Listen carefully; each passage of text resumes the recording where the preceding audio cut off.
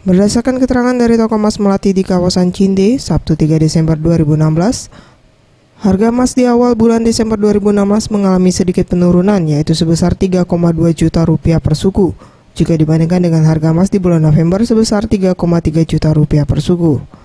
Sementara untuk harga logam mulia juga mengalami sedikit penurunan, di mana pada November 2016 logam mulia dihargai Rp520.000 per gram.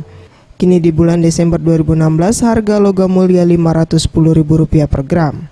Menurut Samsul, pemilik toko emas, meski harga emas relatif stabil namun tidak mempengaruhi daya beli masyarakat, di mana 70% masyarakat cenderung menjual emas dan 30% yang membeli emas.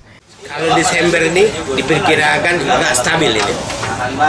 Berapa dah? Ya sekitar 510, 520 lah segramnya.